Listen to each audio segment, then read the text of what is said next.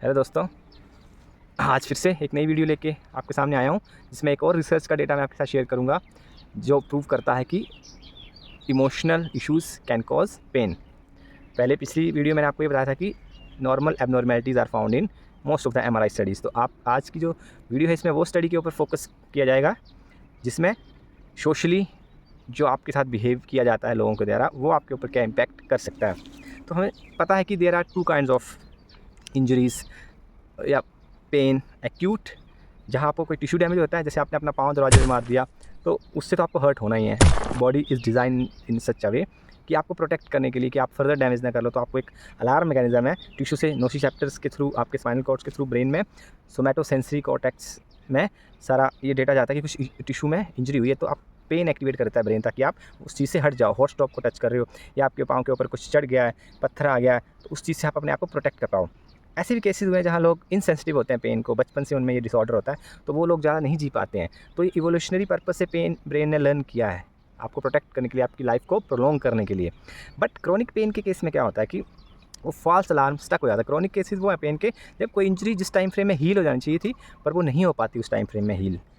जैसे मान लो 6 हफ्ते में किसी चीज़ का रिकवरी पीरियड, आप 12 हफ्तों में भी ठीक नहीं हो रहे हो, तो फिर वो केस क्रॉनिक है। मीन्स वो चीज़ हील होगी एक्चुअली, बट वो पेन ब्रेन ने लर्न कर ली है। फाइट और फ्लाइट मोड में होने की वजह से वो रीइंफोर्स हो गया, वो फियर ऑफ पेन। और आपका जो ओवर थिंकिंग है, कुछ लोग तो जल्दी रिकवर हो जाते हैं, कुछ लॉन्गर पीरियड ऑफ टाइम लेते हैं। क्यों? क्योंकि कॉपिंग मैकेनिज्म अलग अलग है सबका। आप बहुत ज़्यादा फियर में आते हो, पेन की वजह से भी। एक पेन के 2 कंपोनेंट होते हैं, एक तो फिजिकल कंपोनेंट की दर्द है, एक होता है इमोशनल कंपोनेंट कि आप किस तरह से रिएक्ट कर रहे हो। पेन आपको पता है एक नेगेटिव इमोशन है इटसेल्फ, है ना। पेन से हम जो रिएक्ट करते हैं, हमारा ब्रेन उस डिस्ट्रेस में जो आते हैं पेन को लेके, उससे पेन और एम्पलीफाई होता है। तो फिजिकल पेन से हमें कम हर्ट होता है, पर जो उसके साथ इमोशनल कंपोनेंट अटैच है, उससे हम ज़्यादा पेन में चले जाते हैं और क्रॉनिक पेन होता जाता है हमारा। कि पेन जैसे डरना, पेन से उन सिम्टम्स को रूमिनेट करना, बार बार फ्यूचर में क्या होगा वो सोचना, है ना। दर्द में आप कुछ नहीं कर पा रहे होते हैं, वो इरिटेट होना, गुस्सा होना, वो सब इमोशनल कंपोनेंट्स हैं उसके। तो उससे क्रॉनिक पेन आपका क्यों होता है? क्योंकि फाइट और फ्लाइट, इस पर हमने कई बार डिस्कस किया कि बॉडी फाइट और फ्लाइट मोड में चली जाती है, तो बाकी सारे सिस्टम सुप्रेस हो जाते हैं, इम्यून सिस्टम, ये सब नॉन एसेंशियल। तो आपकी मसल्स परमानेंट स्पाज्म और स्टिफनेस में चले जाती है, जिससे आपको हमेशा पेन फील होता रहता है। और उसका फियर और फोकस और अटेंशन पेन को आपके द्वारा जो दिया जाता है, उससे वो पेन और एम्पलीफाई होता है, और ये विशियस लूप बनता जाता है, एक चक्र जिसको कहते हैं, वो बन जाता है। तो बात करते हैं आज की रिसर्च के डेटा की, जिसमें ये बताया गया कि कैसे इमोशनल इश्यूज़ भी फिजिकल पेन क्रिएट करते हैं। तो एक पेन मैट्रिक्स होता है हमारे ब्रेन में, मींस वो न्यूरॉन्स का कनेक्शन मैट्रिक्स बनी हुई है जो पेन के दौरान एक्टिवेट होते हैं।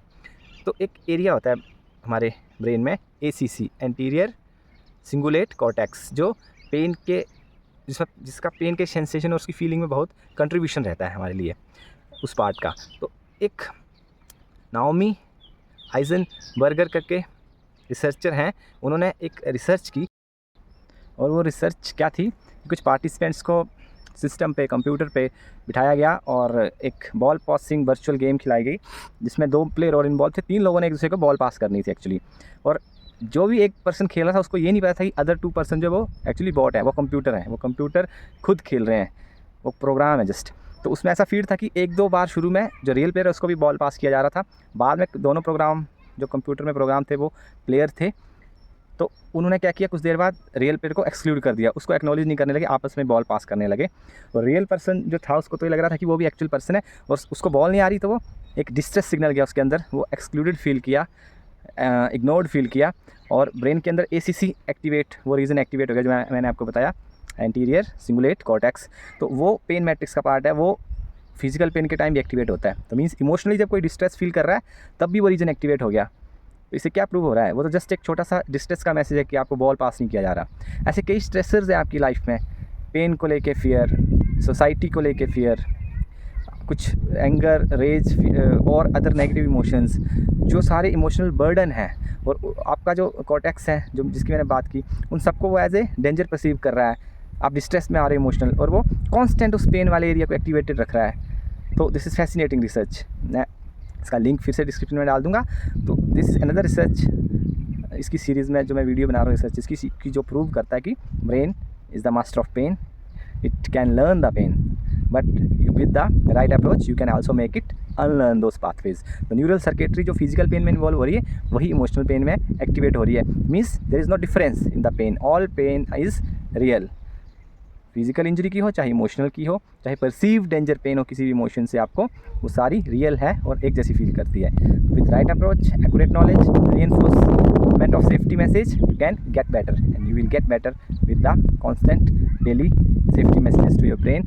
Keep giving those safety messages to your brain and don't stop, don't ever stop, and the pain free life is waiting for you. तो आज की वीडियो में इतना ही, मिलता हूँ आपसे नेक्स्ट वीडियो में, तब तक के लिए take care and bye bye.